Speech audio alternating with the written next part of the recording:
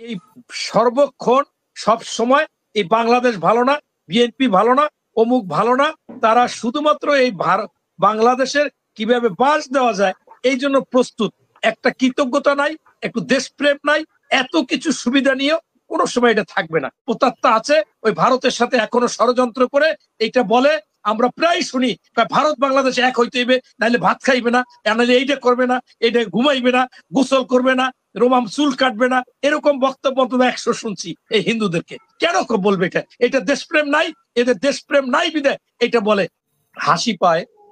আমাদের যারা আলোচক আছেন তারাও, বিশেষ করে হাওলাদার সাহেব, উনিও বিচার চায় খুনের। আবার শেখ হাসিনাও বিচার চায়।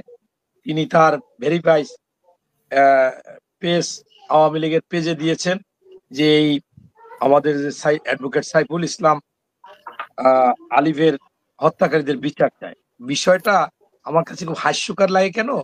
আমার এলাকায় একটা মাদক বিরোধী সভা হবে, সেই সভায় সভাপতিত্ব যে করতেছে সে রোজ 2টা ফ্যান্সিডিলের আগে, একটা ইয়াবা লাগে, মানে মাদক ছাড়া সে থাকতে পারে না। আর মাদক ব্যবসা যারা করে সবাই তার নিয়ত ধরে নেয়। আর সে করে মাদক বিরোধী প্রতিরোধ করার জন্য। সবাই যদি সভাপতিত্ব করে তাহলে এই আলোচনায় উনি কি বলবে আর সেটা কতটা কার্যকারী হবে? বিন্দুমাত্র হবে না। যেমন বদিকে যদি দেওয়া হয়, ওই সভাপতি করা হয়, তাহলে বদি কি করবে? এই হচ্ছে, এই জন্য হাসি পায় যে বাংলাদেশের টিভি অফিসও ঘেরাও করে, সেখানে যায় এই চিন্ময় প্রভুকে করার জন্য। তারা কারা গিয়েছিল তারা তো আমরা দেখেছি, যেটা বারবার গোবিন্দ দা বলেছে, আসলে কথা সত্য। আমি একেবারে গুরুত্ব সহকারে বলতে চাচ্ছি, বিএনপি কি করবে সেটার চাইতে বড় কথা হচ্ছে, আমি একজন মাঠ পর্যায়ের কর্মী বা কামলা হিসেবে বিএনপির বলতে চাই যে এই অন্তর্বর্তীকালীন সরকারকে এই বিষয়টা, এরা কারা কারা সংশ্লিষ্ট, এই আন্দোলনে কারা ইন্ধন দিচ্ছে আপনি দেখেন। যে আমি বিশ্বাস করেন, আপনি জানবেন কিনা, আপনি ভারতে গেছেন কিনা, ভারতের প্রত্যেকটা মুসলমান ভারত প্রেমিক এবং ওই দেশ ছাড়া কখনো বলে না যে ভারতের বদনাম। মাইর খাচ্ছে, মেরে ফেলতেছে, তাদের উপর নির্যাতন হচ্ছে, তারপরও ভারত বিরোধী কোনো কথা তারা কখনো বলে না। 1% লোককে চাকরি দিচ্ছে, সেই 22% 23%, তারপর তারা কিছু করে না। অথচ আমাদের দেশে একটু আগে গোবিন্দ দাই বলল যে 250 সাব ইন্সপেক্টর পদ থেকে বের করে দিয়েছে, তার মধ্যে 96 জন পেপার পত্রিকায় আইছিল যে আরো 4 জন আগে কিসের কারণে যেন হয়েছিল, তাহলে 100 জন। তাহলে এখন দেখেন 40% চাকরি পায়। তারপরও এই সর্বক্ষণ সব সময় এই বাংলাদেশ ভালো না, বিএনপি ভালো না, অমুক ভালো না, তারা শুধুমাত্র এই বাংলাদেশের কিভাবে বাস দেওয়া যায় এই জন্য প্রস্তুত। একটা কৃতজ্ঞতা নাই, একটু দেশপ্রেম নাই, এত কিছু সুবিধা নিয়েও কোনো সময় এটা থাকবে না। যাই হোক, আপনি নওফেলকে দেখেছিলেন যে সে শিক্ষামন্ত্রী হইয়া কিভাবে ইসকনে গিয়ে বলছিল যে আমাদের জয় শ্রীরাম বলতে হবে। আমরা একটা এই গোবিন্দ দায় ঘাটাঘাটি করে ধর্ম নিয়ে পড়াশোনা করে, উনি করে কিনা আমি জানি না, যেহেতু গোবিন্দ দার সাথে কয়েকবার আসছি, তো গোবিন্দ দায় কিন্তু আমাদের মুসলমান ধর্ম সম্পর্ক ভালোভাবে জানে। এই আমি 50টা পূজা মণ্ডপে গিয়েছি।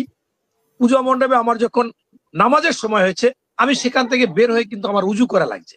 কারণ আমাদের ধর্মের নিয়ম হচ্ছে যে প্রতিমা যদি থাকে সেখানে আপনি সামাজিক কারণে যদি যায় না, আপনার উজু করে আবার নামাজ পড়তে হবে। তা আমরা কিন্তু সেইভাবে গিয়েছি এবং 50টা পূজা মণ্ডপে আমরা গিয়েছি।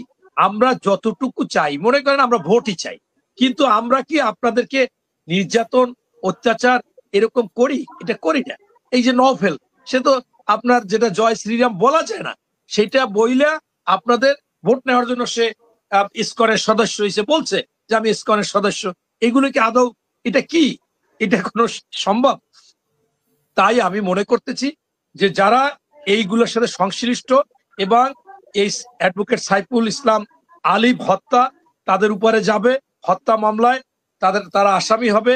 এবং এরপরে আপনার এই যারা ইসকন করুক আর সনাতন জাগরণী মঞ্চ করে দেশের বিরুদ্ধে যারা কথা বলেছে, দেশদ্রোহী যারা কাজ করেছে, ভারতকে যারা ডাক দিয়েছে, আমি মনে করি যে যারা এই বাংলাদেশের প্রতি খারাপ দৃষ্টি নিয়ে এই বাংলাদেশকে চষার জন্য, বাংলাদেশকে উস্কানিমূলক করার জন্য এবং অস্থিতিশীলতার জন্য ওই ভারতও যদি চোখ তোলে তাহলে সেই চোখ উঠাই দিতে হবে। ও যত বড় রাষ্ট্র হোক, তাতে কি হয়েছে? ছোট ছোট রাষ্ট্র কি অন্য জায়গায় টিকে থাকে না?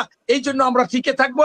আমার নেতা শহীদ প্রেসিডেন্ট জিয়াউর রহমান সার করেছিল, ওই ভারত সবসময় চোখ তাকাবে আর ওই চোখ বারবার উঠিয়ে দেওয়া হবে। এই জন্যই সার্ক গঠন করা হয়েছিল। সেই সার্কও ভারত এবং এই শেখ হাসিনা তারা এই সার্কটাকে নষ্ট করে দিয়েছে এবং তার কার্যক্ষমতা শেষ করে দিয়েছে। তাই আমি মনে করি যে এইটা ওই দেশের প্রতিও যেমন কোনো ক্ষমা করা যাবে না, কোনো ছাড় দেওয়া হবে না। এবং এই বাংলাদেশও যে ওই প্রতাত্মা আছে ওই ভারতের সাথে এখনো ষড়যন্ত্র করে এইটা বলে, আমরা প্রায় শুনি ভারত বাংলাদেশ এক হইতে হইবে, নাহলে ভাত খাইবে না, নাহলে এইটা করবে না, এটা ঘুমাইবে না, গোসল করবে না, রোমাম চুল কাটবে না, এরকম বক্তব্য তো 100 শুনছি এই হিন্দুদেরকে। কেন বলবে এটা? এটা দেশপ্রেম নাই, এদের দেশপ্রেম নাই বিধায় এটা বলে। যাদের দেশপ্রেম নাই তাদেরকে আইডেন্টিফাই করতে হবে করে এবং তাদেরকে বিচারের আওতায় আনতে হবে। আর গোবিন্দ দা যেটা বলেছে যে ওই গোবিন্দ না, আমাদের ওই যে হাওলাদার সাহেব বলেছে যে বিভিন্ন জায়গায় সবাই যায়, গোবিন্দ দা যায়, এটা স্বাভাবিক। কেন যাবে না? উনি এই দেশের নাগরিক, ওনার এই দলের নেতার কাছে যেতে পারে, এই যে এর কাছে দাবি আদায়ের জন্য যেতে পারে, সবার কাছে যাইতে পারে, সেজন্য দোষ না। কিন্তু আপনি অন্যায়কে যদি সাপোর্ট দেন, এই খুনি হাসিনাকে যদি সাপোর্ট দেন, এই খুনি হাসিনা গণহত্যা করেছে 3টা, বিডিআর গণহত্যা, হেফাজত গণহত্যা এবং ছাত্র বৈষম্য এই গণহত্যা, এছাড়া 16 বছর গুম খুন করেছে, এর যে সাপোর্ট দেবে সেও খুনি, সেও গণহত্যাকারী। কিন্তু আপনি কাউকে যদি তাদের এই সম্প্রদায়ের জন্য সুবিধা আনতে যায়, কোনো দাবি পালন করতে চায়, সংসদে উঠাইতে চায়, এমনকি এখনো যদি ওনারা অন্তর্বর্তীকালীন সরকারের কাছে কিছু বলতে চায়, এই জন্য কোনো কিছু দোষ নেই। এই জন্য প্রামাণিক ভাই যিনি গেছেন, সেজন্য আমি মনে করি উনি যথার্থ আছে এবং যেতেই পারে, সবার কাছে যাবে, যাবে না কেন? উনি যদি মনে করে রাজনীতি একটা প্রতিযোগিতা, প্রতিদ্বন্দ্বিতা, কিন্তু প্রতিহিংসা না এবং ধ্বংস করা না, কাউকে নখ করে ফেলিয়ে দেওয়া না, এই জন্য সেটা থাকবে। পাশাপাশি তাদের কার্যক্রমকে আদায় করবে, এটাই তো নিয়ম। ধন্যবাদ।